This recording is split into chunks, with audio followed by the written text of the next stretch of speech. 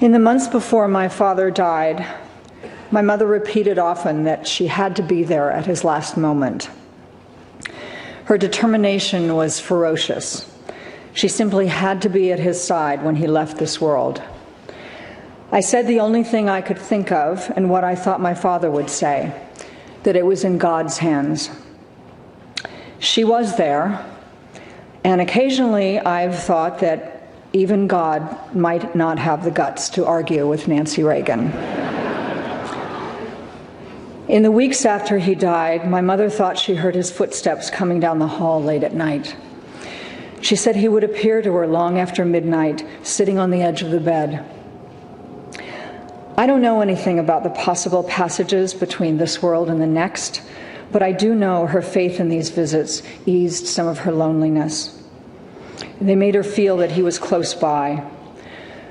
On one occasion, I am quite certain that she was channeling my father.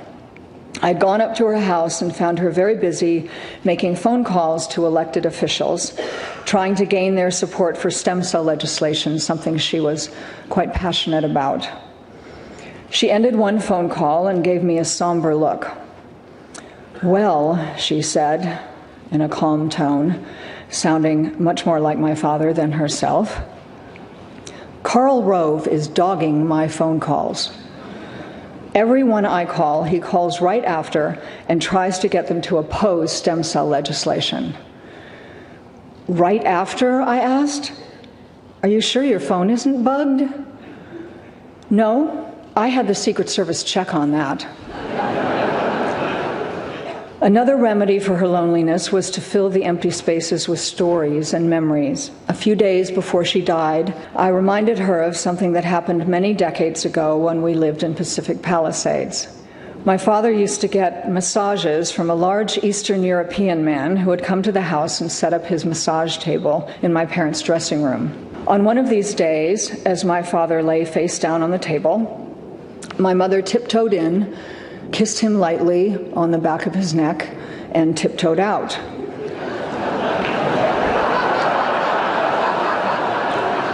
He didn't know it was her.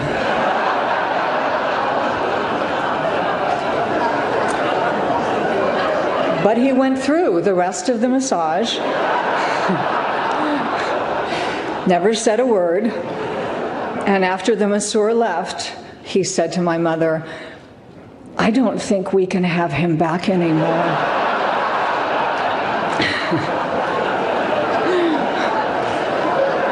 "Why?" she asked him what happened. "Well, he kissed me." When she told him it was her, he was flooded with relief and said, "Thank God, I didn't know what to do." My mother's laughter in remembering that day would, unbeknownst to me, turn out to be the last time I would hear her laugh. Robert Sexton wrote, "Across the years I will walk with you, in deep green forests, on shores of sand, and when our time on earth is through, in heaven too you will have my hand." I hope for my parents that those words don't live only in the poet's imagination, but are a map to what they both longed for and believed in the world beyond this one.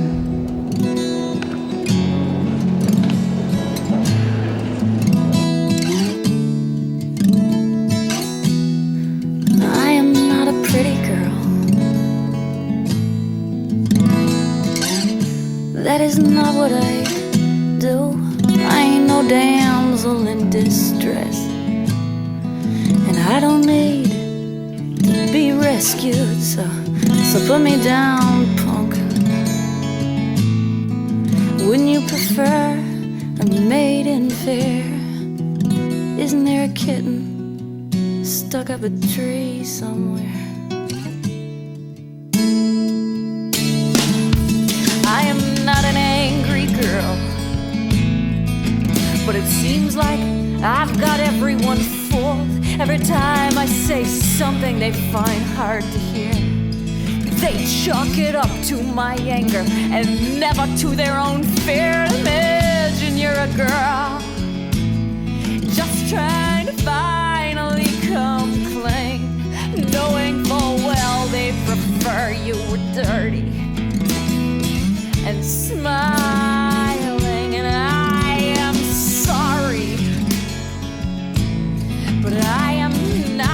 a maiden fair, and I am not a kitten stuck up a tree somewhere.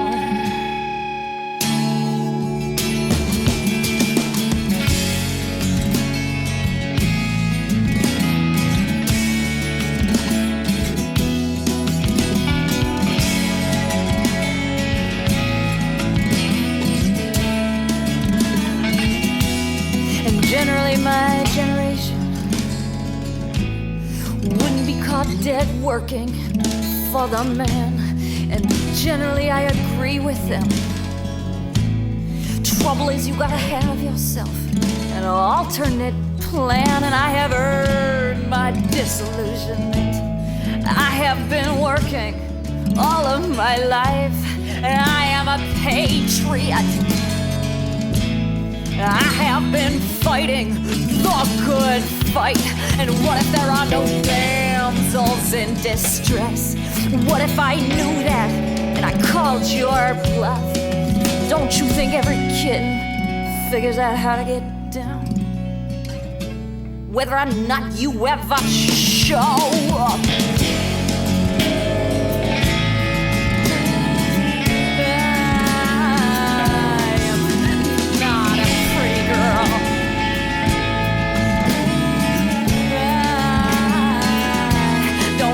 Want to be a pretty girl.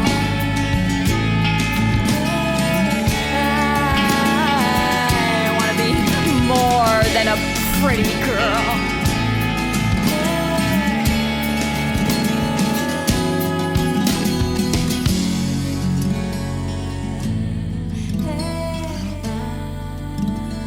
Welcome to the program On the Blockers. This is your host, Andy Gurvich, and thank you for joining us for what is a very complicated and special episode for us. Our guest this week is the author, Patti Davis. Many of you obviously realize that Patti is the daughter of Ronald Reagan and Nancy Reagan. Nancy Reagan obviously died this past week and has been the subject of a lot of conversation, a lot of arguments, a lot of speculation and reminiscing about the role the Reagans had in the development of this country. Quite divisive figures, obviously, still to this day. Patti agreed to come on our program to talk about her writing, right? We asked her a few months ago to come on the block, and she said, I'd be happy to come speak with you. I'd like to talk about my new book, The Earth Breaks in Colors. I'd like to talk about writing. I don't want to really rehash and go through and talk about my family. And so we thought about it for a bit here at the show because originally, obviously, we asked her on because of quote-unquote who she is. But as you'll hear in the interview, we thought about it for a bit and we said, the show is about transformation. I say this every week. It's about people being dealt a hand of cards in their life and then taking that and doing something with it, doing something meaningful, doing something transformative, doing something that makes it their own. And so to bring a person on just to talk to them about a legacy, to talk to them about their family, to talk to them about the achievements, the controversies, the complexities of their family of origin doesn't really do justice to what the show is about, right? Because people aren't just where they came from. People aren't just who gave birth to them. So we said, we got to read the book though, right? Because what we don't want to do is use the show to push a person's book that we don't believe in, that we don't think is spectacular, that we don't feel confident about sharing with our audience. And so while I was perfectly willing to have a conversation with Patti that didn't center around her family, I wanted to read the book first to see if it was if we thought it was good, because I didn't want to share it with our audience if it wasn't. And as it turns out, the book is spectacular. Producer Celeste read it a couple of times in preparation for our interview. I made my way through it. I'm such a painfully slow reader, but I finally got through it. And it's just a gloriously written book with fully realized characters, a really enticing message. It's not preachy, but it's captivating and just extremely well written. And I don't want to say too much about it because we get into it in the interview, and I think you should go read the book. We would be remiss if we didn't say a few things, and this is a very delicate thing, and I've spent the past week agonizing, folks. I almost quit the goddamn show over this because we made a commitment to this guest to bring her on and to talk to her about her writing and her career and her life now. And so to then take my host intro and hijack it and start talking about her mother and her family's legacy really seems to be a disservice to her, and going back on a commitment I made to Patti to bring her on the show. Having said that, with the death of Miss Reagan this last week and all of the swirling controversy and the Hillary Clinton comments about how the Reagans were so great about dealing with HIV, and all of the swirling controversy about the Just Say No campaign, and how so many people look to Ronald Reagan still as either the great ambassador of hope of restoring a militant and business-heavy top-down ownership society in America, undoing all of the gains made for women and for people of color and for LGBT communities. And that's all there, right? And I go on Facebook this week and people are fuming, saying, this Nancy Reagan, we don't celebrate her. She was silent on AIDS. She said, what do gay people have the right to be proud about, right? All of this stuff starts coming to the surface, all of this vitriol, all of this hatred. And I'm thinking about the listeners to this show.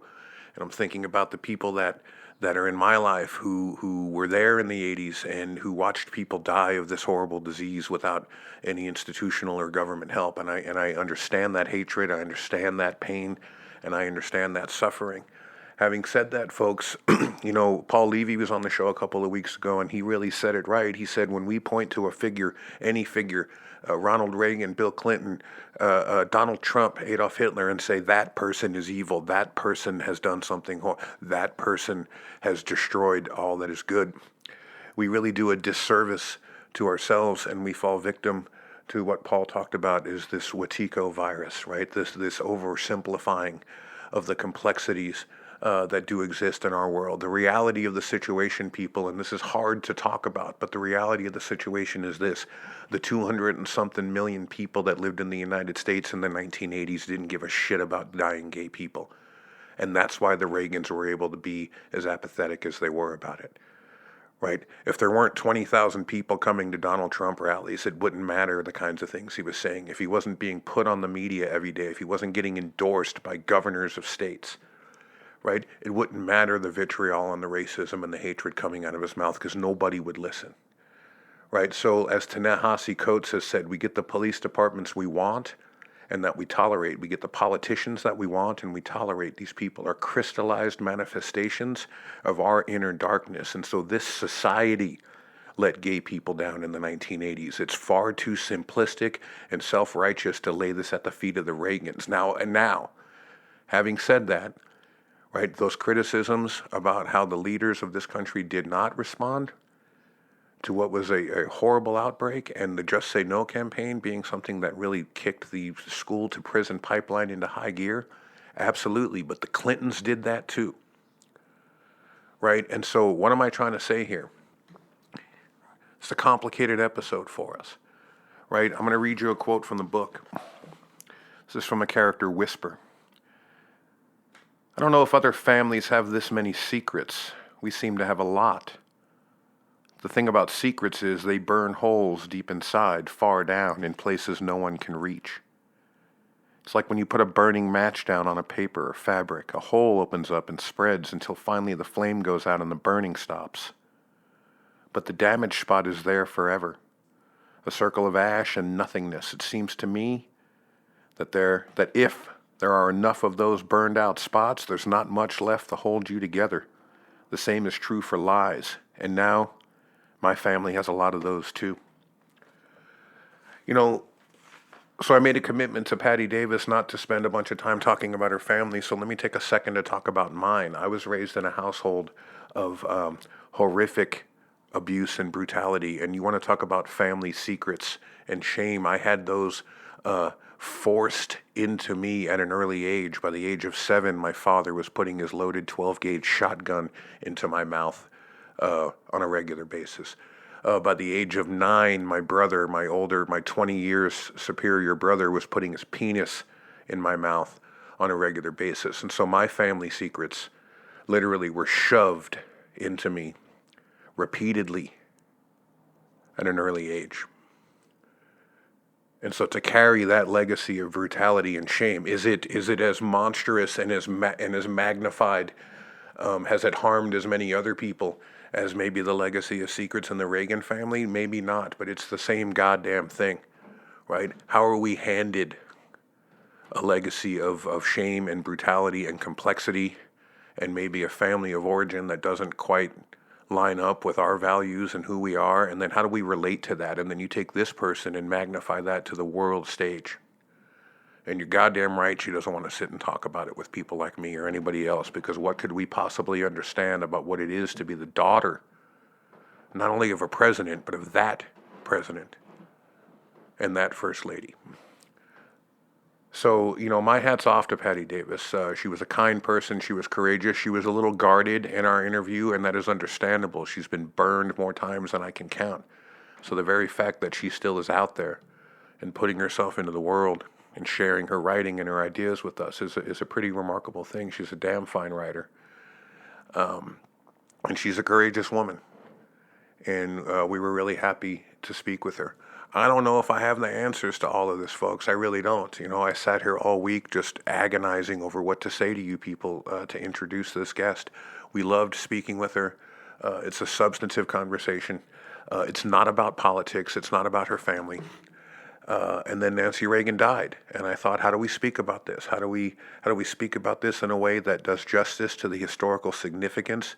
The people sitting in that room at that funeral were, for better or worse, and many of you think worse, were the last living power brokers in the Western world, at least in the United States of the 20th century. And it's probably the last time those people are all going to be assembled in one room. So I'm looking at this room of people who represent so much of what the ideology and the power and the bureaucracy of the 20th century, at least in the United States.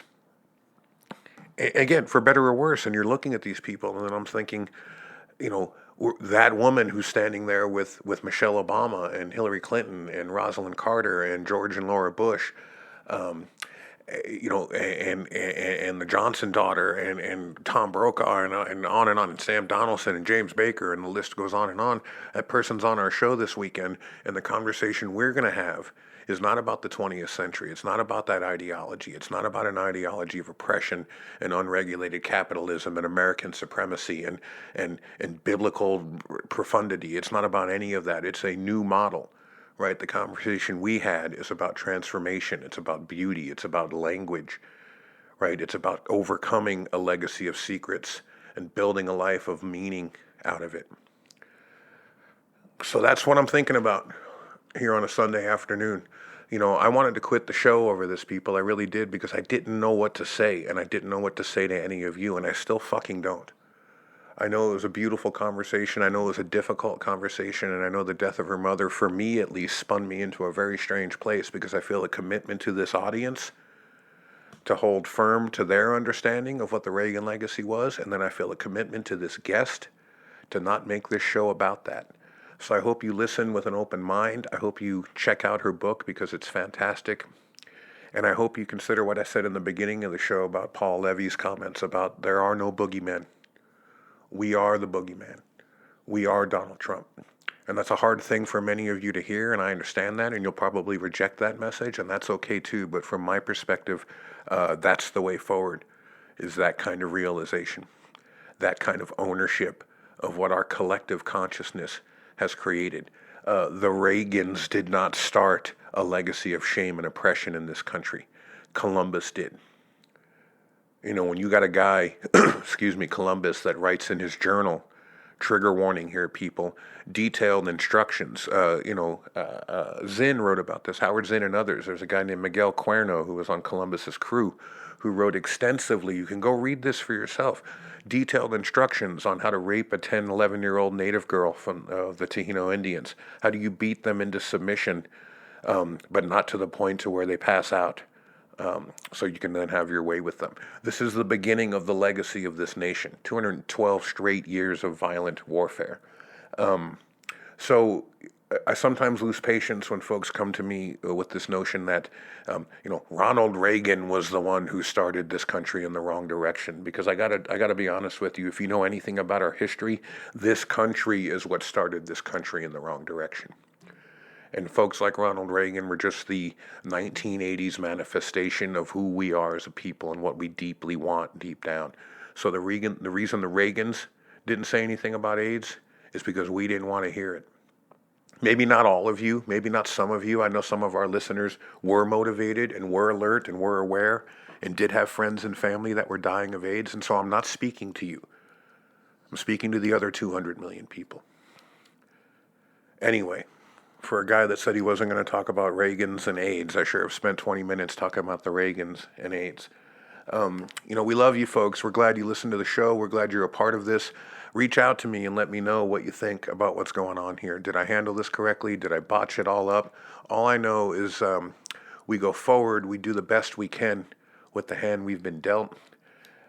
Sometimes life throws us curveballs and presents itself in ways that just fucking confound, right? And present us with a world that is not fair, and that presents us with a lot of suffering and a lot of needless suffering.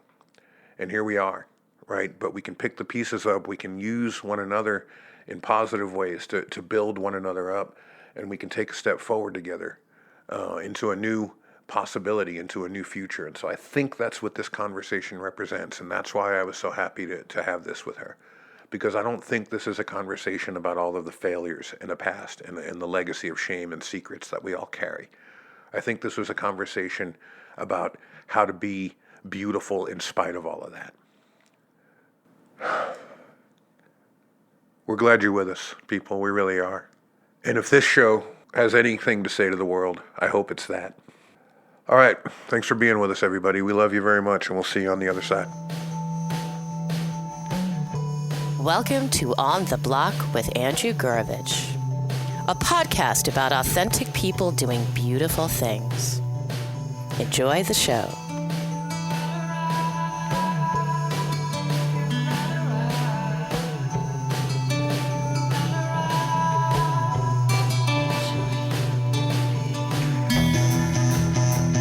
All right, folks, welcome to the program. This is your host, Andy Gurovich, and we are excited for the guest this week. Our guest is the author, Patti Davis. Patti, welcome to the show. Thank you. I wanted to start off before we jump into a discussion of your writing, just to give our audience a little bit of a background of how it came that you came onto the show. And I contacted you a few months ago asking you to come on. And in the email that I wrote you, I said, would you come on our show? We want to ask you a lot of questions about your background, your family, and your writing. And you wrote me back and said, I'm willing to talk with you about the writing, but I'm not doing interviews about my family background at the moment. And I went from that conversation. I was so exhilarated that you even got back with us and wanted to come on the show. But I feel like I want to mention that and almost give you an assistant producer credit for the show. And if you'll indulge me for the second, I want to tell you just a quick story. Our first episode of this program, we had Adam Klugman on. Adam is an activist, a filmmaker, and he's the son of the late Jack Klugman, the actor. Uh-huh. Adam was a great guy, and he had a brilliant career and wonderful things to say. And I spent the first 45 minutes of the interview asking him about his father, Jack, and the background there. And then he was very gracious. And then when we finally got to talking about his life and his career, I asked him about that, and he said, yeah, one of the very difficult things for me has been sort of growing up in the shadow of my father. And then a ton of bricks hit me in the face because I realized that I conducted the interview in that very same way. And our show is a show about transformation. It's not a show about the hand that people have been dealt. It's not a show about the situations they've been born into. It's a show about what people have done with the lives that they've been given. And so thank you for that. Thank you for that correction, and thank you for kind of reminding me of what the mission of my own show is, because I think the things you wanted to come on and talk about fit more in line with what we're about than what our original intention was. So thank you for that. Sure. Thank you for having me. Yeah, absolutely. I wanted to ask you, so I started asking you before we set the show up about your writing career, and one of the questions I had was what made you want to walk away from traditional publishing and go into self-publishing? And then you'd let me know that The Earth Breaks in Colors, which is your newest book, is actually back with a traditional publisher. So can you talk a little bit about maybe what led you away from traditional publishing and then what led you back? Sure. I have written both fiction and nonfiction, but I have been more recognized for my nonfiction work, sometimes not recognized in a good way. Yeah, sure. There are things I wish I hadn't written. But mainly the publishing world sees me as, the president's daughter Sure. who wrote about her family. Mm-hmm. And so, when I've taken novels out to be published, I ran into roadblocks of, if somebody else had written this, we would publish it, but Wow. we're not interested in hearing this from her. So for my last two novels, I decided to self-publish them with Amazon. The first one, Till Human Voices Wake Us, went pretty well, and Yeah. I was able to publicize it myself, and it sold pretty well and still does. The second one, called The Blue Hour, it's a young adult fiction ghost story, and I just really didn't know how to publicize that because it was a different genre. So it's a wonderful book. I love it. But I really realized what the limitations are in self-publishing if you don't know how to publicize something in a different genre yourself. So my book before this was actually my dog's book, The Wit and Wisdom of Gracie. Yeah, I can't wait to ask you about that. Guide to Life. Mm-hmm. And it was published by Hookah Press. And after that was published, I said to Judy Proffer, who runs Hookah Press, do you ever publish fiction? And she had actually just started. So I had the manuscript to The Earth Breaks in Colors. It was pretty much finished. And I showed it to her, and she wanted to publish it. And she made some wonderful editorial suggestions. She did a beautiful cover. And I'm very happy to not be on my own with this novel. The writing, you were mentioning hitting some roadblocks with publishers about the fiction. The writing doesn't seem to have hit roadblocks with audiences, because when I was prepping for this interview and went to online to just see how audiences were responding to these works of fiction, Till Human Voices Wake Us, people were comparing you to Truman Capote in that book, saying you had a prose style that was not flowery and effusive, but just direct and immediate and energetic. And I found that to be true. And so the publishing world isn't always in touch with what people want to read and what people like. Isn't that true? They sort of make their own decisions much of the time, and it doesn't always reflect on what people. Oh, I'm sorry about this. There's a little cat in the background. Well, that's a perfect transition. You have what? I have a 19-year-old cat who has a lot to say. Oh, my goodness. 19. What's the kitty's name? Aretha. Yeah. That's fantastic. So I'm now locking myself in the bathroom so she can't be out. These pets must wonder what we do when we sit in front of these computer screens or TVs or in front of these devices and stare at them for hours on end. We must look very strange to them sometimes. I know. So that leads me into a question about your animal activism. Maybe we can talk about the wit and wisdom of Gracie and just your work with animal rescue and animal activism. How did that start? I mean, from a child, I have grown up with animals, and I love them, and I'm so horrified at the abuses that go on. I think that we have an obligation on this planet to take care of all sentient beings and not slaughter them and not abuse them, and whatever I can do, to bring attention to that and to try to help. I don't buy lotto tickets, but once in a while, if I go get gas, I buy a lotto ticket, and I think, you know what? If I won millions and millions of dollars, I could give millions of dollars to help to stop elephant poaching and to stop the slaughter of wolves. And unfortunately, it does take money, but it also takes people's voices. Yeah. Speaking up, saying this is not okay with us. A lot of people that I know that do that kind of work that you're talking about say sometimes animals are easier to love because they're not as complicated to love as people are sometimes. Right. And you mentioned something about the lotto. When this last lotto, whatever the hundreds of millions of dollars that it was, I was watching a psychologist talk about it, and he was saying that a lot of people buy the ticket just to have the fantasy for their 24 hours, right? They know full well they're not going to win, but they buy the ticket to buy themselves a 48-hour period of thinking about what would I do with this money. And it's actually, that's probably true. I don't know. I didn't buy that. I didn't buy a ticket for that huge Powerball thing. You just bought one for the regular. I thought, I mean, everybody was buying one, but I didn't buy one of those. I thought, what if I won? Everyone would hate me. Right.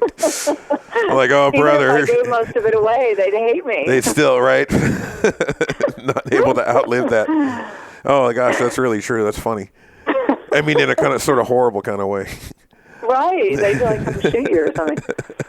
So the Earth Breaks in Colors, I know I told you in the intro that we would maybe get to it in our second segment, but I want to ask you something about it now. Why did you write this book?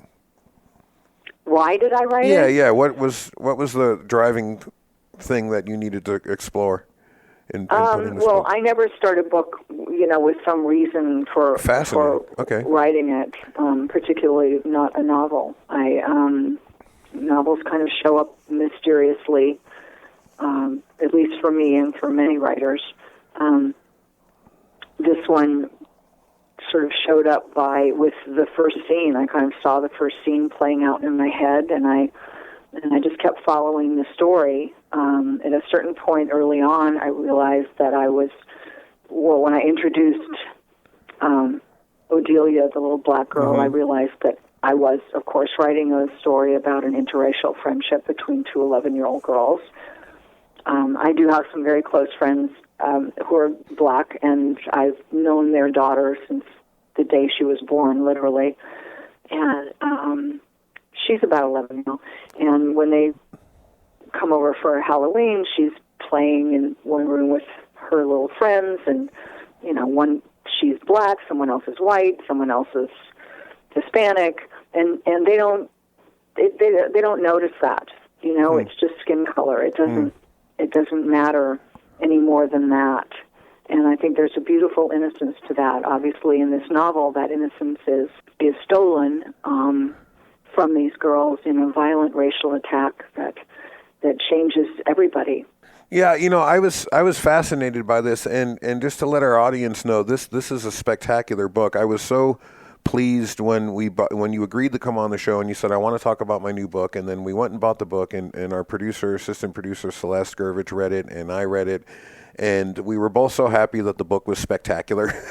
We really were. It's so much easier to interview a person about a book that you enjoy and that's actually well written than otherwise, and it's a compelling story, and the story is, as you said, of two 11-year-old girls. I don't want to give too much away because people can buy the book and read it, who have this racial divide, but it's not really a component of their friendship until this tragic event happens that kind of sets them on this course to examine a lot of things that we don't normally think 11-year-old girls have to examine. But there's a great section in the book, if you would indulge me reading your words back to you. Yes. I'm reading a section of chapter 13 of the book where Whisper is speaking about her father and about the clock. And Whisper says, I guess he can forbid me to give the clock to Odelia's parents, but I don't know how he could come up with a reason for that, since he always said the clock is meant for me.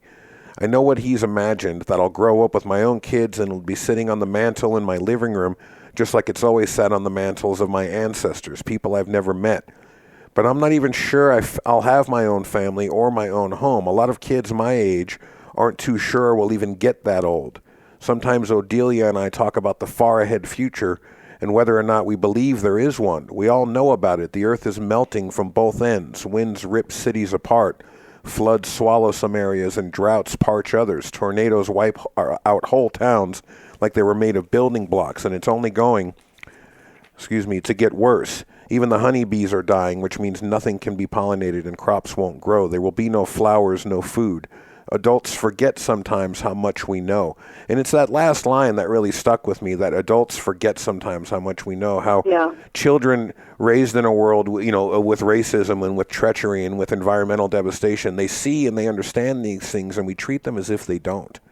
And I found that really compelling in your piece. Was that something you wanted to speak about as well from the perspective of these girls?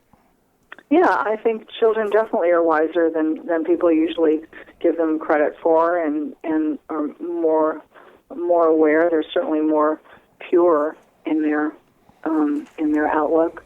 The clock really became a character in the book, and I was aware at one point that I had this young girl carrying this clock around for most of the book, and she was carrying time, and it's heavy, and it's valuable, and all she wants is to give it to the people that she loves.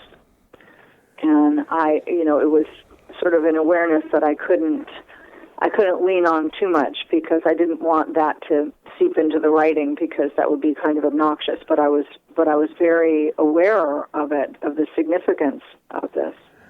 And I find it fascinating that as this power object, as this heirloom in one family, not only, it has so much meaning and so much built-up significance within the family, but it also becomes a kind of symbol of division in the family because of some of the secrets and resentments within Whisper's family. And then also, when she tries to do this thing to add this act of love and kindness, it's not very well received from her friend's father. Correct? Right. Well, it's not well received from him because, he's carried with him the history of his own father, who carried it from his and on back, and history plays a big role in this novel, the history that we carry with us. Whisper's parents hide their history. They don't want to talk about it, their personal history. Jackson Waters isn't even really fully aware of how much he has carried with him from his father, from his grandfather, how much anger he's carried with him. And it's really his son, Cottrell, who one might think would be the angry young black man, but isn't. He really is the one who sees past history, who sees past that anger and knows that the only way we're going to go on in any kind of healthy, productive way is to look past that anger and to channel it to affect change rather than keeping it embroiled in ourselves. Yeah, you talk about these secrets that build up within families, and there's a great quote in the book. You say, I don't know if other families have this many secrets. I think this is Whisper talking again. Yeah. We seem to have a lot. The thing about secrets is they burn holes deep inside, far down, in places no one can reach, like a burning match put down on a paper or fabric. And you talk about this hole that opens up and then spreads, and the flame goes out, but then the hole is there forever. Yeah. And if there's too many of those, there's not enough of the person. There's not enough of that piece of paper left to hold a coherent person together, right? And those secrets can then dominate an entire family history. Yeah, well, I think it's they become very sinister, the things that we hide, and I think it's human nature when we keep secrets, when we hide things. It's sort of human nature. We think that other people won't like us, and other people will turn away from us, abandon us, leave us. Certainly in this novel, that's the case with Whisper's parents, her mother in particular. If anybody knew her background, having been raised in this cult and raped by the leader of the cult and introduced to heroin at a young age, if anybody knew that about her, they wouldn't want anything to do with her. But most of the time in life, that's not true. That's our construct around the secrets that we keep. Generally, people are much more accepting and much more forgiving than we give them credit for.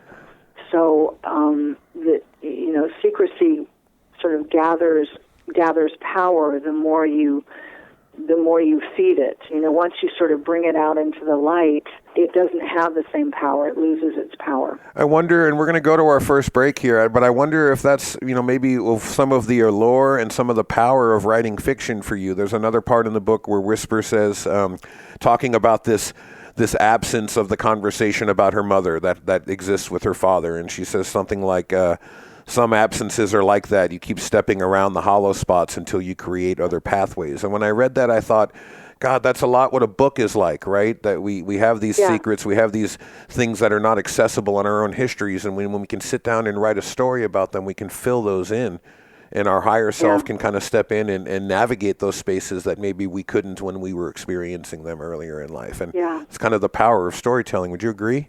Yeah, I do agree. Whew. Well, I'm glad. That would have been awkward if you hadn't. All right, we're going to go to our first break, and we'll be right back. Does that sound good to you? Okay, thank you. All right, folks, you're listening to On the Block Radio. We are with the author, Patti Davis, author of the fantastic Earth Breaks and Colors, and we'll be right back after these words.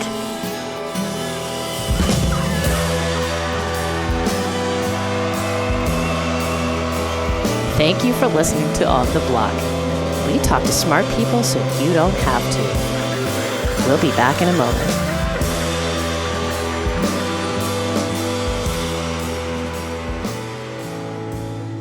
I'm Paul George of the Indiana Pacers.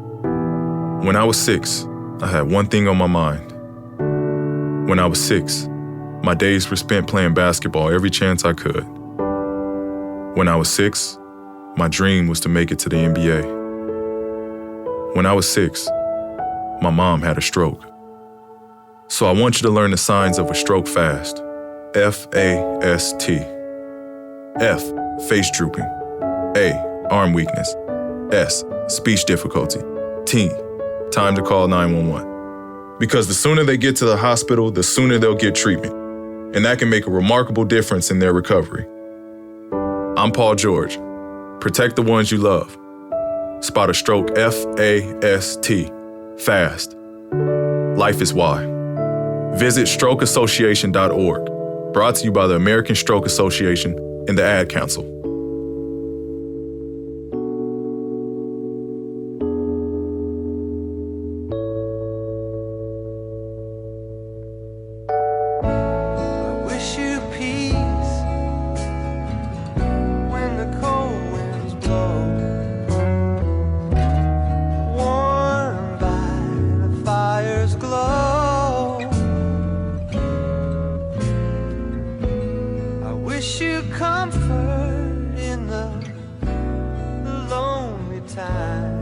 All right, folks, welcome back to the program. This is your host, Andy Gurvich. We're sitting with the author, Patti Davis, and when we left, we were talking about your new book, The Earth Breaks in Colors, and we were talking about the clock, we were talking a little bit about the premise of the book, and I wanted to ask you, when we first asked you about coming on the show, you said, this book is filled with stories of transformation, and I wanted to ask you about that.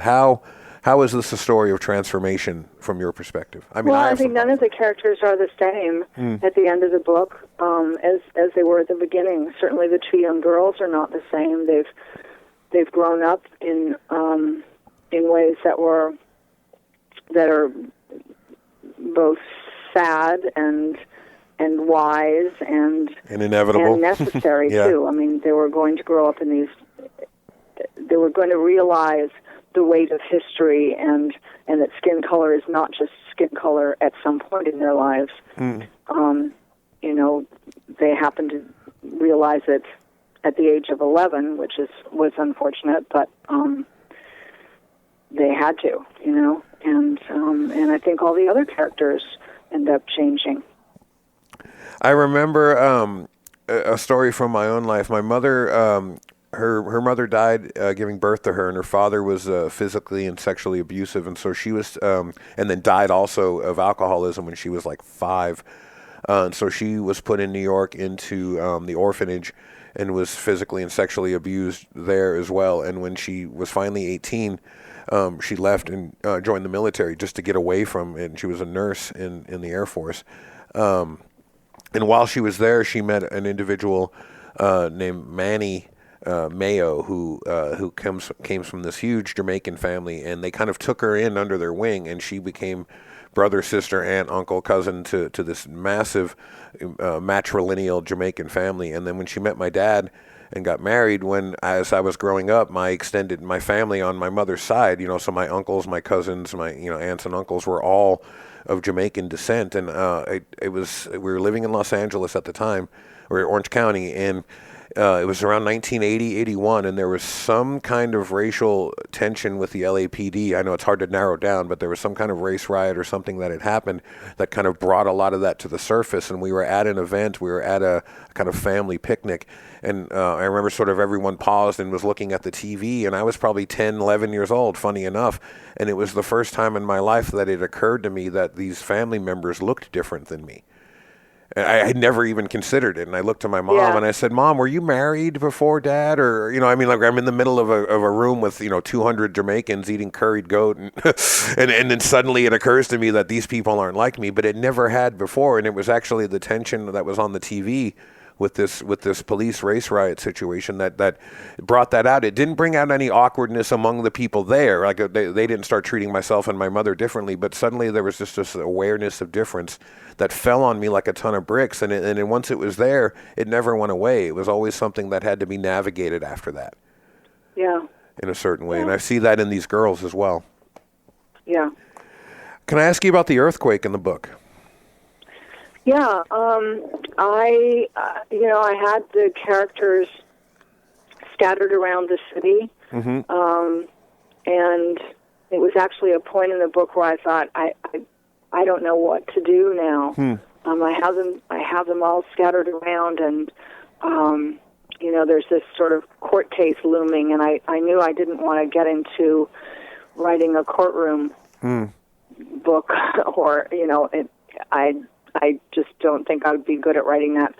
So I honestly didn't know what to do, so I just sort of let it sit with me. And I just had the thought at some point, what if they had to pick their way back across the city? What if there were an earthquake and they couldn't get to one another and they couldn't reach one another? And I liked the idea.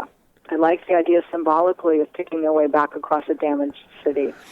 I thought this was such a great element in the book, and our assistant producer, Celeste, who also was researching for this interview, said the same thing. She said that at this point in the book, when our characters are already stressed out beyond belief, this amplifies the chaos times 100, and it's so chaotic and can be seen as such a kind of mechanism that in less, and we're really not blowing smoke up your ass here, in less deft hands that might have torn the book into a different direction, that might have, no pun intended, shaken apart some of the tension you had been trying to build with these characters. But it manages to work, and it really does. And I think part of the reason is because of this sense of place. If you're a person who lives in California, if you're a person who has grown up in that area, this concept of earthquake and living through one is always something that's not far off away from your consciousness. It's kind of built into the fabric of awareness of living down there.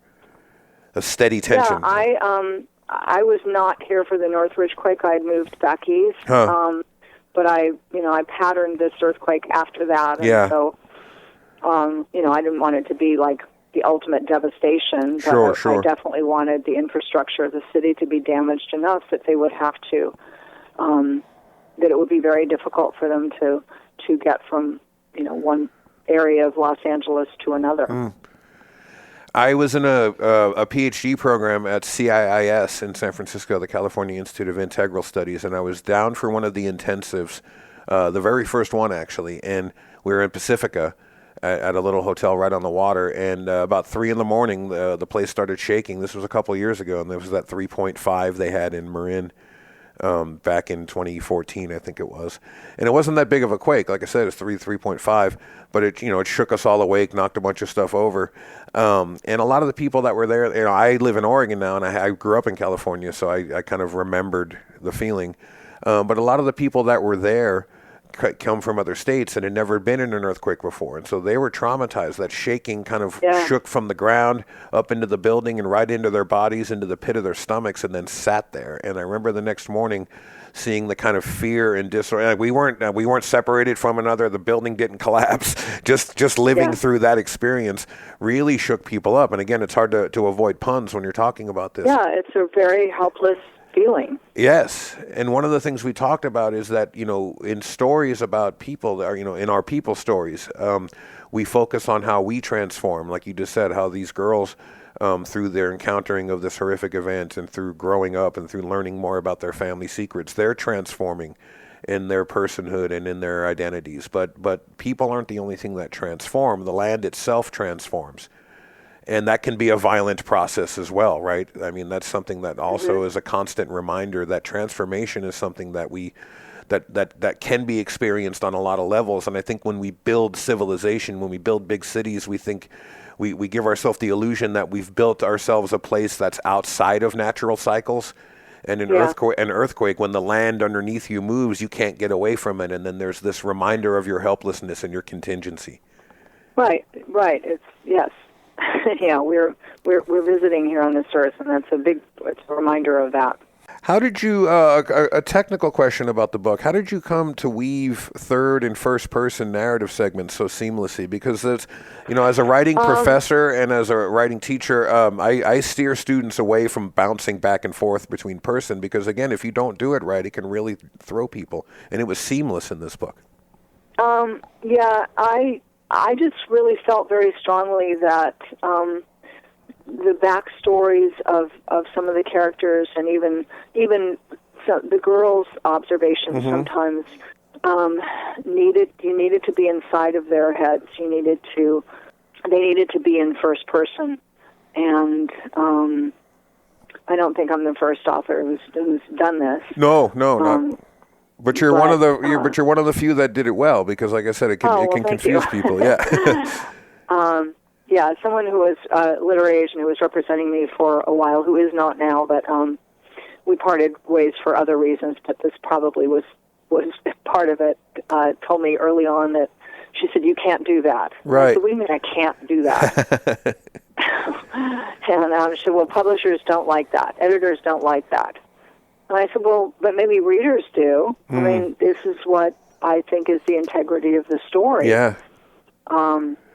So anyway, obviously, I ended up doing it and not listening to her. Not listening to them. Yeah, these tenets of what can and can't be done in an industry. A lot of times, the business people only know what's been done before. They're not really good at taking chances or thinking what could be done, or again, how a reader will respond. Another question about that, it really seems like in this book that when you're talking about getting into these characters' heads, it seems like, and I want to know how you did this, cultivated this ability to write such diverse characters and have them read so authentically. So we have, black people, white people, indigenous characters with Hank, children and adults. All of these characters ring true with the same kind of depth of flavor and the sense of personality. And that's really a hard thing to do as a writer. Oh, thank you. I just, the characters sort of come alive in your head at a certain point when you're writing. And, they talk a certain way and they move a certain way, and you see them. I mean, they're like fully fledged characters in your head. It's not dissimilar to the work that actors do when they're researching a role. I remember John Travolta talking about some role, I can't remember, many, many years ago, one of his first roles, and he said once he got the walk down, he had the character. Oh, that's probably Saturday Night Fever, right? It might have been Saturday Night Fever, yeah. That's amazing. We read some recent Facebook posts and other things from folks, fans of yours, thanking you for how you portray, you mentioned in the book that there's an attack, there's a thing that happens that brings this racial dynamic, quickly into the lives of these girls and into their families, and that people thanked you for how you characterized that scene. You didn't water it down. You didn't shy away from, really difficult terminology, the N-word and stuff. And I'm wondering, especially in this in this time of Black Lives Matter, and there's a great post on your website about you speaking to this issue as well. Did you feel any tension or sensitivity writing about race, writing about things from an African American perspective, being a white woman? Did that worry you at all, or did you feel okay going into that territory? Well, it was a very, very difficult scene for me to write. Sure. I mean, I had to. I wrote the first draft of it. I did not use the N-word. I had these white men who were attacking the black family plus this one little white girl. Use all sorts of other words and other language, and it was a very brutal attack. And what they were saying to the girls, what they were going to do to them, either alive or dead, was brutal. but I didn't use the N word in there, and I did one draft of that scene, and it was just really bothering me because I knew it wasn't really authentic. I knew I had to use that word, and I mean, they would of course use it. It would roll off their tongues, you know. So I wanted to write a scene that seemed truthful and seemed real, and so I had to, you know. You know, and I hated it every time I wrote the word, but it was necessary. It seems like the readers really resonated with that and felt that the scene had a lot of authenticity. I'm fascinated by some of these characters. It's really heartbreaking, you know, when I'm looking at Brenda, Jackson's wife, the mother of Odelia, you know, a kind of graceful and beautiful woman who kind of has a positive attitude until this attack on her husband, and then she kind of loses her center and crumbles a little into herself. The daughter as well, Odelia, smart, politically, racially active, already sort of angry at the dominant culture, but has a perspective of benevolence as well that, you know, which allows her to even have a friendship with Whisper. But then when this attack happens, you just see, you know, I remember the Martin Luther King letter from Birmingham jail when he talks about these clouds of resentment forming in the mental sky of his children towards white people as they experience these hostilities, and how heartbreaking that is to watch them start to develop a hostility that's going to go with them for the rest of their lives, that is somewhat justified in turn, you know, or even completely justified, but then makes it all but impossible for them to form meaningful relationships across those barriers. It's really complicated stuff that you're addressing here. Yeah, I mean, Brenda obviously is, you know, she thought their lives were going along okay, except obviously they were keeping this secret about Cottrell and why he really was banished from the family. Right. And everything. But, you know, she had told herself that they were fine and everything was there were no problems. So, yeah, she definitely changes a lot in this book. Can I ask you a question, moving away from the Earth Breaks and Colors for a second, and then maybe we'll go to break and then come back to it for our final segment? Okay, sure. I was reading a Facebook post, a post on your website about Glenn Frey's death. Yeah. And it was a beautiful piece. And again, just to quote a section from it for our audience, it says, "Now Glenn Frey is gone, reminding us that time and age are everyone's destiny, and that some of us die way too young. Glenn was 67, David Bowie was 69, Natalie Cole was 65. It is a sobering milestone to reach, seeing people of your own generation dying. We think back to when we were younger, wonder why we didn't treasure it more, have more reverence for it. Why weren't we more gentle with the life that had been given us? But maybe that's never what youth is. Maybe it is by definition always reckless and fast and dramatic. And maybe the best we can hope for is to find a reverence for life as we age, a grace and a gratitude for every day, every year, for the friends and lovers who have come and gone, and those who remain."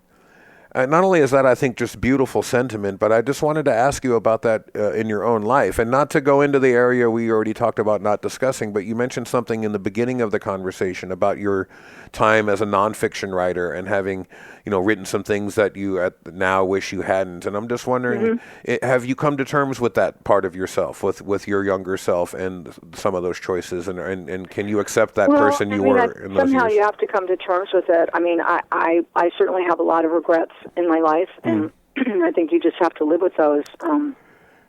I think if it brings you to a place where you feel that you have grown, that you have transformed, that you have learned, that you are a better person than you were, then I guess it was all worth it. Then I guess that was the journey you had to take.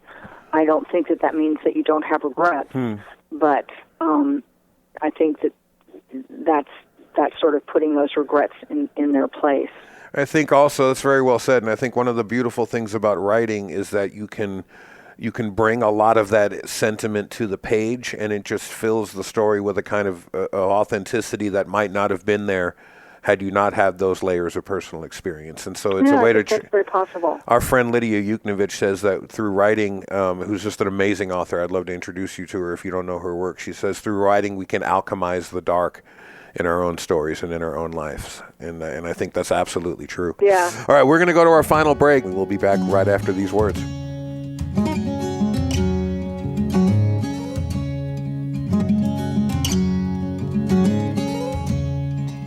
Hello, my name is Lydia Yuknovich, and you're listening to On the Block Radio. Hour follows hour like water follows water. Everything is governed by the rule of one thing, leads to another. You can't really place blame, 'cause blame is much too messy. Someone's bound to get on you while you're trying to put it on me.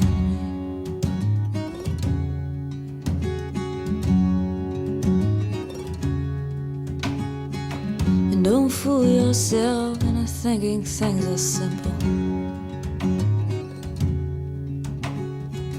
Nobody's lying and still the stories don't line up. Why do you try to hold on the way you'll never get a hold on? You wouldn't try to put the ocean in a paper cup.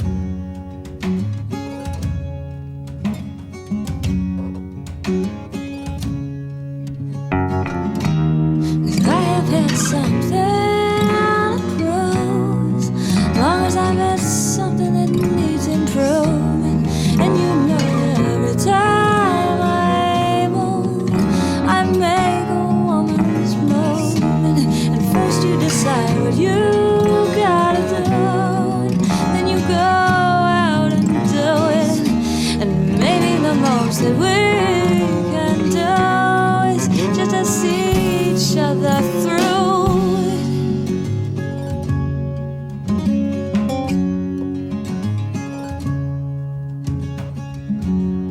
Hour follows hour like water in a river. And from one to the next we don't know what each hour will deliver. We just call it like we see it, we call it out loud as we can. Then afterwards we call it all water over the dam.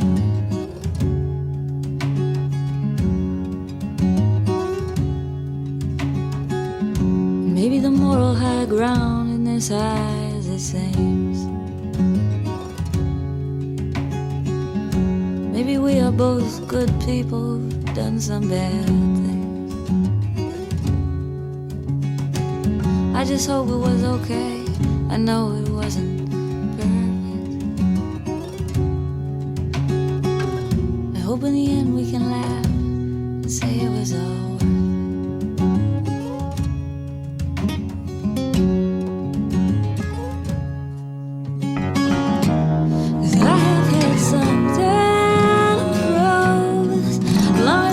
Something that needs improvement. And you know every time I move, I make a woman's move. And first you decide what you gotta do, and then you go out and do it. And maybe the most that we can do is just to see each other through.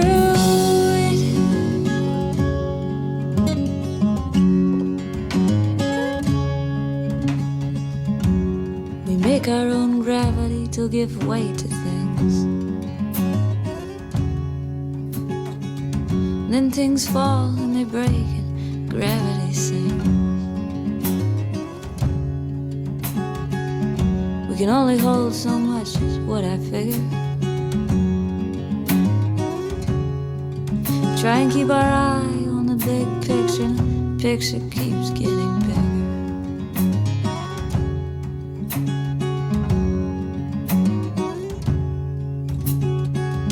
Too much is how I love you, but too well is how I know you. And I've got nothing to prove this time, just something to show.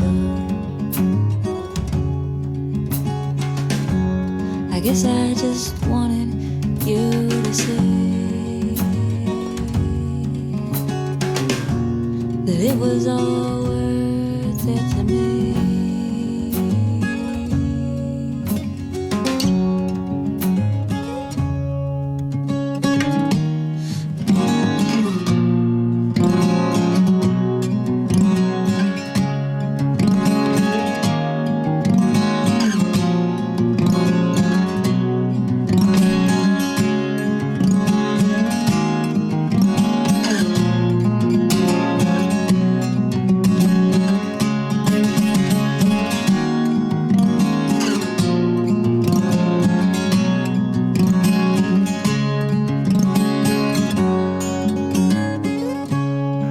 Welcome back to the program, folks. This is your host, Andy Gurvich, and we are in our final segment with author Patti Davis. And when we left, we were talking a little bit just about youth and age and perspective and how those regrets and things from our lives that we maybe would do differently from the perspective of age, but we don't get the chance to do that, obviously, that writing can offer us a version of that and fiction writing in particular, right, offers us a version of us to fold in and revisit things from our own experience and maybe find perspective on them. And again, that thing you said in the piece, that these silences, these absences, we can draw new pathways of meaning and connectivity there that not only make those things maybe more integrated into our own life story, but then maybe can provide some wisdom for other people's paths. And I'm wondering, is that a goal of yours in writing? In these books, do you want them to speak to people in ways that will make their lives better, that will make them more compassionate, life-affirming people? To make.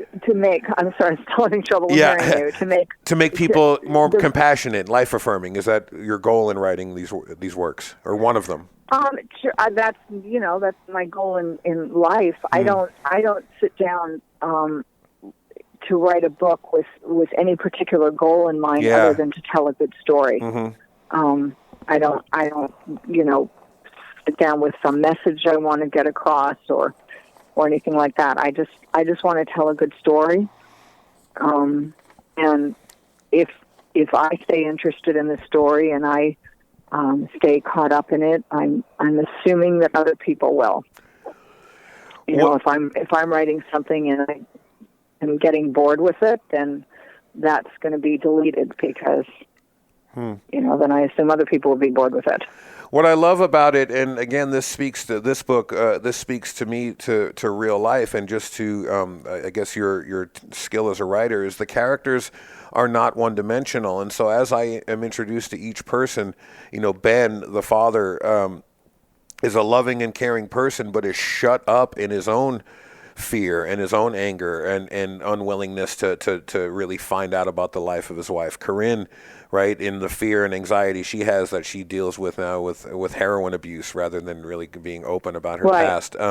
Even the Waters family, right? So Jackson, who has this generations of hostility towards white people and white power and what white folks have done to people of color, is still, at least in the beginning, seems to be supportive of Whisper's friendship with his daughter, even though this leads to what Cottrell leaving the house. And so they're conflicted people. They're not just one thing. Well, he's not a prejudiced person, right? He just has he has carried with him his father's his father's anger, also his father's sort of relentlessness about hanging on to his pride, even in the face of poverty and even in the face of being diminished in this society because he's black. So, Jackson isn't even entirely aware of what he has been carrying with him. But he's not overtly prejudiced at all. And again, I think it takes his son to teach him and show him how much he has carried with him, altering certain stories and certain memories, I think that's true a lot of times. We carry certain attitudes and agendas inside us without even realizing that we have. But I think that's a very different thing than overt prejudice. Yeah, and even the actions of the skinheads, as we find out, and again, I don't want to say too much because I want folks to go read the book, but even the actions of the skinheads are not as simple as they originally seem, as being They're an not, act of pure... and let's not give that away, but... No, let's not. Yeah. I mean, they certainly are prejudiced people. There's racist men. Sure. There's no question about that. But, there are other elements in there. There's complexity even there. It's not as simple. Did you write the book you wanted to? I mean, when you're done with this thing and release it into the world, were you happy with it? Did you do what you wanted to? I'm very happy with it. Yeah. That's a question I love to hear from writers, because the answer to that is not always yes. And I'm fascinated with that. But sometimes an author tells me that they didn't quite write the book they wanted to with that piece. But you feel like you wrote the book you wanted to here. Yeah, I definitely did. Yeah. I hit on this earlier, but what drew you into fiction writing? I mean, are you more comfortable there as a storyteller than with nonfiction or memoir? Because as you mentioned in the beginning of our conversation, with your life background, it would have been maybe easier for you to fall back on just writing nonfiction and telling the story that appeases public interest, right? That appeases the kind of thing I was asking you about when I asked you to first come on this show. You could have just fallen back on that and continued to write that book over and over again, but you didn't. Yeah, I love writing fiction. The first book I ever published was a novel. I was really raked over the coals for it because I did what writers are always told to do, write what you know. Mm-hmm. So I took elements of my life and I constructed a novel around those elements. Yeah. And but apparently if your father is president, you're not allowed to do that. Not allowed to do that. So, wow. So I was, I was really, really, it was a horrible experience. And then I did write several nonfiction books, and it's okay. I mean, I had some things in my life that I wanted to write about. It took me a long time, I think, to realize that you don't have to tell the truth or write the truth about everything, particularly in your own life. Mm-hmm. You can write it, but you might not want to publish it. Yeah. So, writers tend to write about everything. And right. If you have good material in your own life, you write about it. I am very proud of the nonfiction book I wrote, The Long Goodbye, about losing my father to Alzheimer's. I'm very proud of that. Mm. But I don't really have anything else in my own life to mine. It's, that's empty now. So yeah. I've used all that, and I think that you can tell a lot of truths with fiction, and I don't really read a lot of nonfiction. Once in a while, great while I do, but I read Unbroken, but that was the last nonfiction book that I read. I read novels almost exclusively. The author Tom Spanbauer, who teaches a group here in Portland, Oregon called Dangerous Writing, says that sometimes with fiction, the lie we tell can make the truth truer. Yeah. And I find that very true. Yeah, because you're not hemmed in by the truth. You can tell truths in fiction much better. What I think is fascinating is, and I want to ask you about being a woman writer too, because you bring up these roadblocks, and I think when a lot of people maybe come to you and your career, if they don't know really much about what they're talking about, if you talk about somebody who again has your family background, all they probably think is that opens a lot of doors and creates a lot of access. But you're saying not only were you really put on a short leash in terms of expectations with the nonfiction stuff, and really didn't have the freedom to mine your life the way you wanted to, or another author could. But even when you started writing fiction, that followed you, right? Quote unquote, who you were followed you into the room. Oh, absolutely. Right? In terms of, absolutely. When I wrote Till Human Voices Wake Us, and I was doing a television interview, and I'm not going to say with who, because she's kind of well known. She said, well, so what about this book is autobiographical? And I said, nothing. And she pulled out some passage in there about the woman's daughter, and that could apply to any teenager, any daughter, you know. Yeah. She said, well, who does it, and she read it, and she said, well, who does this sound like? Doesn't this sound like you? And I said, well, it pretty much sounds like every teenager growing up anywhere in the world. Right. And I said, you know, you can try from now until, you know, doomsday to try to make this book autobiographical, but it isn't. It's a novel. I wrote a novel, and she ended the interview. No we kidding. were supposed to go like another 6 or 7 minutes or something, and she said, okay, thank you for coming in. She ended the interview. And I remember, God, that's amazing. And I remember you posting something about that with regard to The Earth Breaks in Colors, saying that you were really disappointed in a lot of interviewers who turned you down because of that. Well, I wasn't disappointed in a lot of interviews. There was one radio interview I did early on, and he did talk about the book, and then he asked me about politics, and so maybe like 2 minutes was spent on the political race. And then he wrote a piece for the Huffington Post, basically only about those 2 minutes. Oh, never wow. mentioned the novel, never mentioned why I had done a radio interview with him. Made it seem as if I had agreed to do an interview only about politics. The political race. Wow. And I was really mad, and I emailed the producer, and I said this was really, really disappointing and really unfair. You know, you could have written this, but still said that I came on to promote this novel and said something about the novel, and I never heard back from them. So I'll never do another interview with them. You know. Yeah. I mean, it's funny because on my list of questions here, one of the final questions I was going to ask you towards the end of the segment was your thoughts on the presidential race, but I'm not going to do that now because I don't even want that to be part of the deal. Yeah. Well, it wasn't that. I mean, I answered his question, but you know, like I said, my complaint was that when he wrote about it, he treated that that he didn't say that I had been doing an interview about. I think that part of what we're going through right now politically is very relevant to my novel in terms of racism and prejudice, and there is a lot in this novel about what people bring with them in terms of carrying their history along with it, both black and white. And what we're seeing right now is, not only between black and white, but prejudice against Muslims, prejudice against Hispanics. We're going down a really dark path right now.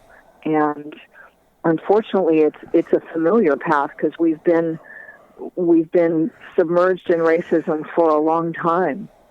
And if we don't see that we are just sort of barreling down that path full speed again, we're going to be in such trouble in this country. And I do believe that there are more people who are accepting of everybody else than there are racists.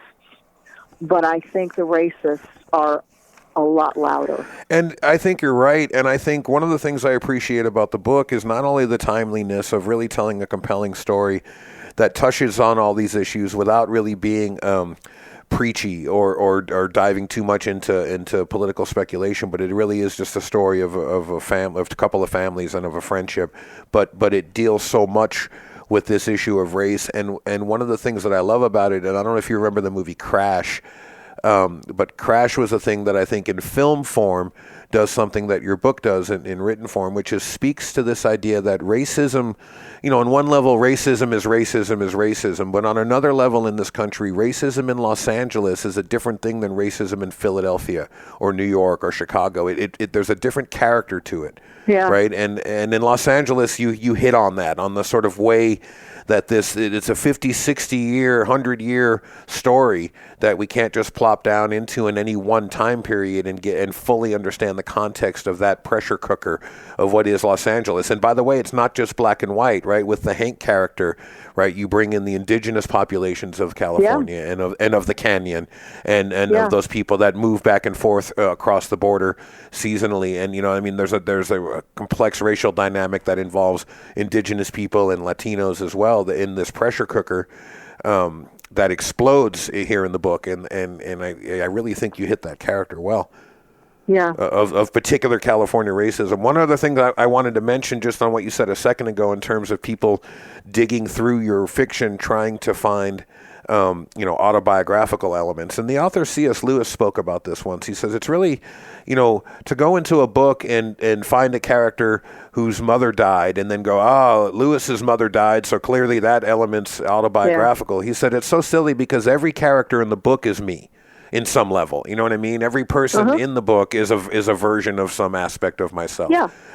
Not just these obvious ones. And I read a critic, I can't even remember the critic, talking about The Earth Breaks in Colors, and he gave it a positive review, but then the first thing he did, I mean, in that first scene in the book, right? So it's the outside, Ben is outside burying the clock, and Whisper sees him out there and then goes out to talk to him and ask him what he's doing, right? And they have this kind of moment.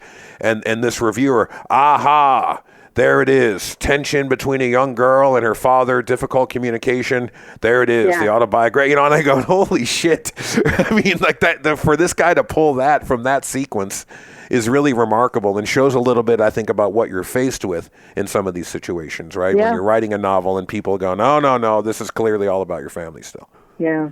Well, can't get away from it. But can't get away from it. Well, I mean, I think you did. I think it's a beautiful work of fiction, and I think people that follow your work and have read the actual book, I think you did get away from it. Thank you. You've established yourself here and before, but I really think with this book also as really just a fantastic novelist and author. It's a compelling story. The characters are all well-rounded. Even the side characters are well-rounded.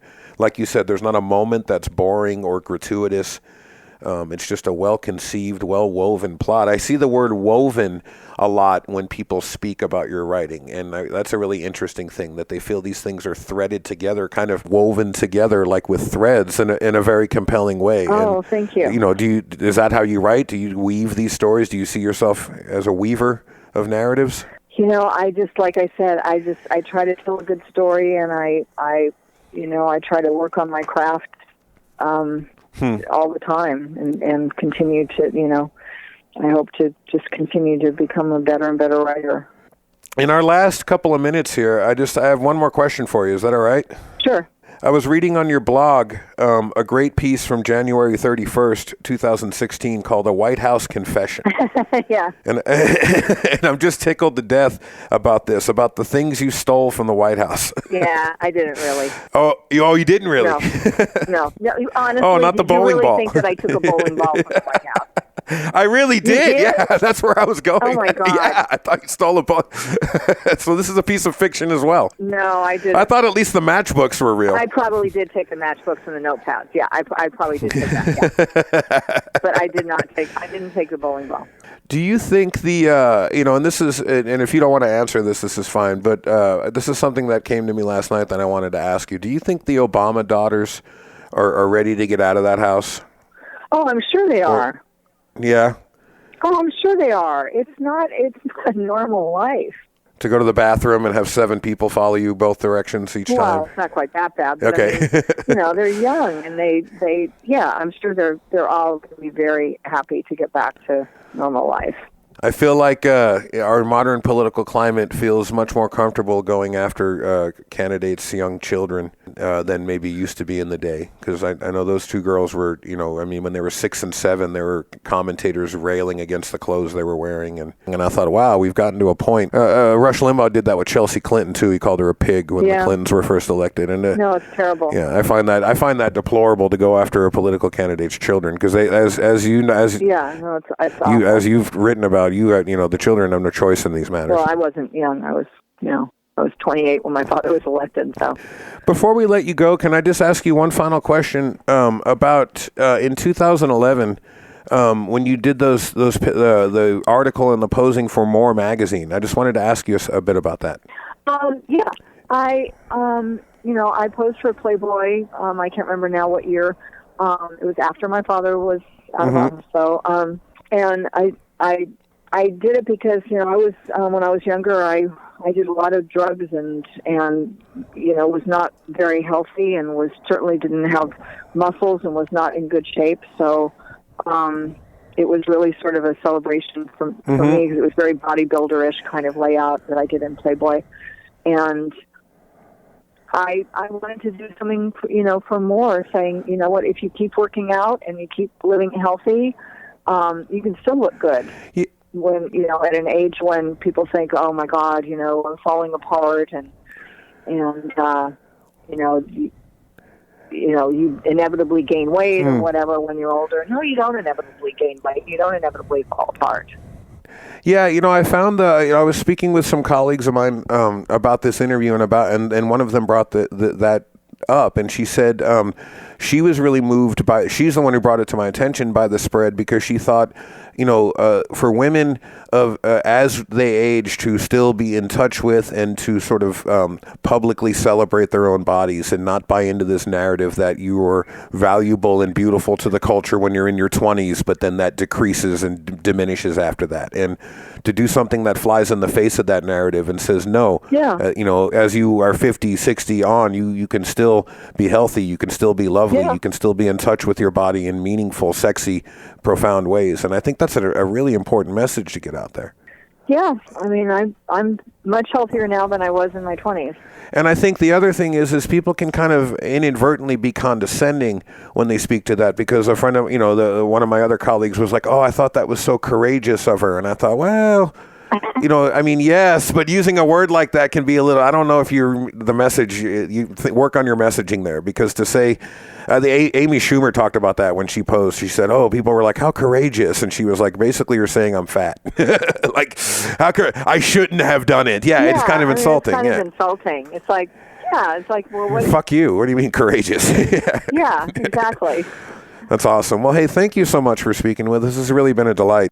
Thank you. The book is The Earth Breaks in Colors, and they can find that on your website, Books by Patti Davis, right along with all the other ones as well. Thank you very much. Absolutely. And we will leave all of your information on our website for folks to get the book and get the other ones and follow what you have going on. Lastly, anything you want to add at the end here, or do you have another book in progress that you want to mention? Or I do, but I can't really say anything about it at this point. We'll wait for it. Okay. Patti Davis, thank you so much. Thank you. Bye. You've been listening to On the Block Radio, folks. Your host is Andy Gurvich. Our guest has been Patti Davis. We appreciate you being with us, and we will see you on the other side.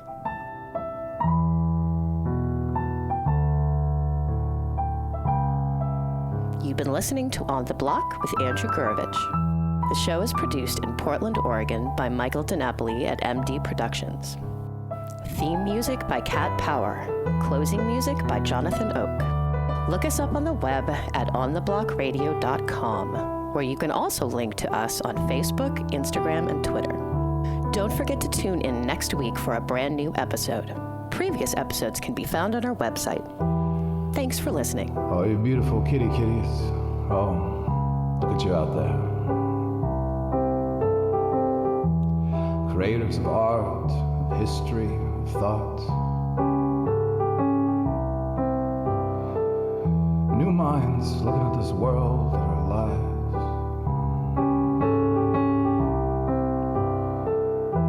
Beautiful, beautiful, like a bolt of lightning in your head. It keeps trying to tell you to remember that the world is a paper-thin veil over the truth.